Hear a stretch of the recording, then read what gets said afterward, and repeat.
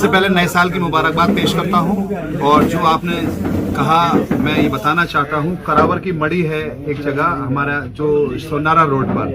वहाँ काफ़ी जगह है। आज मेरी वहाँ पर प्रधान साहिबान और पूरी कमेटी से वहाँ बात हुई है। वहाँ उन्होंने हम लोगों को जगह मुहैया करा दी है और हम लोग बहुत जल्द लगभग 25 लाख रुपए की लागत से बनने वाली मूर्ति इंशाअल्लाह ताला, लगभग 52 फीट की मूर्ति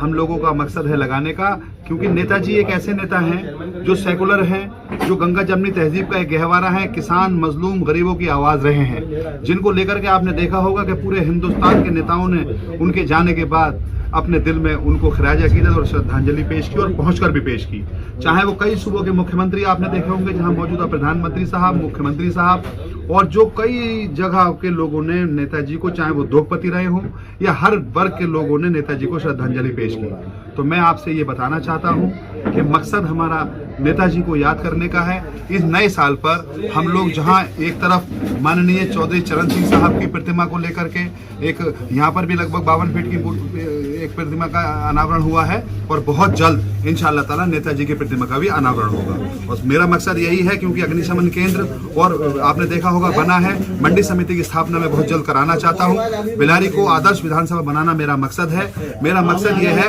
कि तिशावे शरीफ की दरगाह पर जो नया रास्ता बने उस पर विधायक हाजी इरफान साहब का नाम लगे और उनके नाम से मैं रोड बनाना चाहता हूँ। और ऐसे ही मैं पर्यटक स्थल में पूर्णाखेड़ा मंदिर को और जोर के तालाब पे जो हमारी दरगाह शरीफ है उसको पर्यटक स्थल बनाना चाहता हूँ। इसी क्रम में बिलारी विधानसभा को तरक्की की राह पर ले जाने के लिए मैं पूरी ताकत से एक सेवक की हैसियत से काम करता रहूंगा और लगातार माननीय अखिलेश यादव जी जो नेता विरोधी दल है उनकी सरपरस्ती में माननीय मुख्यमंत्री से लगातार बिलारी के विकास की मांग करता रहूंगा और ये कोशिश करूंगा कि बिलारी नए आयाम छुए, तरक्की करे और ये साल हमारी जिंदगी में खुशियां लेकर आए। और जो ये कोरोना काल चल रहा है इसमें भी हम लोगों को कोविड का नियमों का पालन करते हुए इस महामारी से बचते हुए रहना है और अपने आप को तरक्की की राह पर आगे बढ़ाना है। शिक्षित होकर एक साथ आगे बढ़े और शिक्षा के स्तर को भी आगे बढ़ाने का काम करना है। आज बिलारी विधानसभा में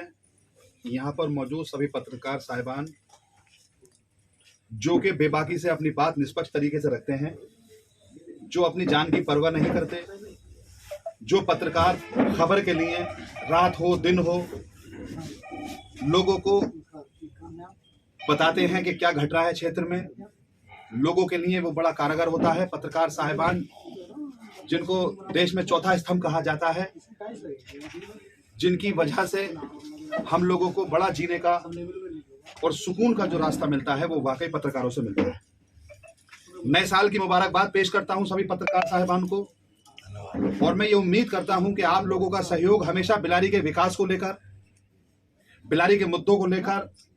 जिस तरीके से पत्रकार साहिबान मदद करते हैं, चाहे वो प्रशासनिक मामला हो, सामाजिक मामला हो, राजनीतिक मामला हो या किसी भी स्तर का मामला हो, उसमें पत्रकार साहिबान का बेइंतहा सहयोग रहता है। आज यहाँ पर आकर हमारे साथ हम सब भाइयों ने, बुजुर्गों ने बैठकर जिस तरीके से आज हम लोगों ने बिलारी विधानसभा के कार्यों की चर्चा की, बिलारी विधानसभा को किस तरीके से आदर्श विधानसभा बनाया जाए, मैंने अपना प्रस्ताव रखा। चौधरी चरण सिंह साहब की प्रतिमा जो कि लगभग 51 फीट की प्रतिमा का हम लोगों ने अभी एक प्रधान संगठन के साथ मिलकर एक इनॉग्रेट किया था। इसी क्रम में आज नए साल के दिन मैं करावर की मड़ी पर गया था, वहां पर एक प्रस्ताव आया। धरती पुत्र मुलायम सिंह यादव जो देश के नेता हैं, जिनको सारी दुनिया नेताजी के नाम से जानती है, आज हम लोगों के पास एक प्रस्ताव आया और मैंने जाकर करावर की मड़ी पर नए साल पर यह यकीन दिलाया कि मैं भी इंशाअल्लाह बहुत जल्द 51 फीट से बड़ी मूर्ति इंशाअल्लाह प्रतिमा माननीय नेताजी की यहाँ पर हम लगाएंगे। हमारा मकसद सिर्फ यह है, मैं गंगा जमनी तहजीब, हिंदू मुस्लिम एकता, भाईचारा जो बिलारी अपने आप में एक मिसाल है। बिलारी ने एनआरसी हो, सीएए हो, कोविड मामला हो,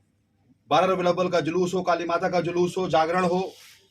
साईं यात्रा हो या कोई भी आयोजन रहा हो, हमेशा यहाँ के पत्रकारों ने प्रमुखता से हर बात को दिखाने का काम किया और यहाँ की गंगा जमनी तहजीब को हमेशा मजबूत करने का काम पत्रकारों ने किया।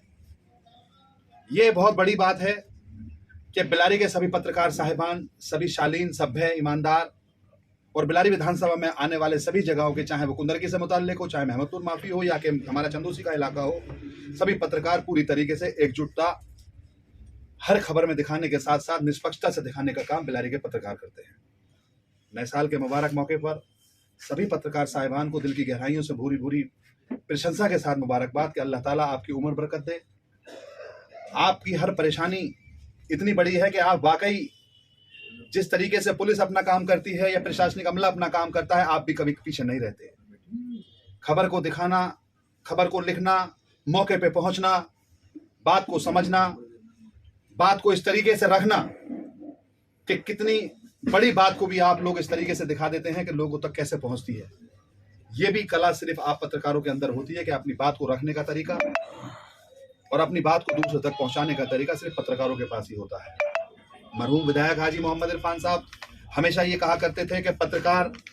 साहिबान जिस तरीके से काम करते हैं, वाकई वो अपनी जान हथेली पर लेकर चलते हैं। उनके लिए लफ्ज़ शुक्रिया या प्रशंसा बहुत छोटा है। उनकी मेहनतें, उनके कार्य करने का तरीका बहुत बड़ा है, क्योंकि वो अपने घर बार तक को छोड़ देते हैं। रातों रात अगर कोई बड़ी खबर आ जाए, कोई लूट का मामला हो जाए,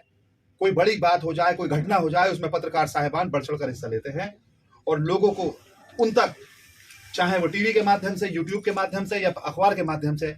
ये सारा काम अगर खबरों का पहुंचाने का कोई करते हैं तो पत्रकार साहिबान करते हैं। मैं फिर से नए साल की पुरखुलूस मुबारकबाद पेश करते हुए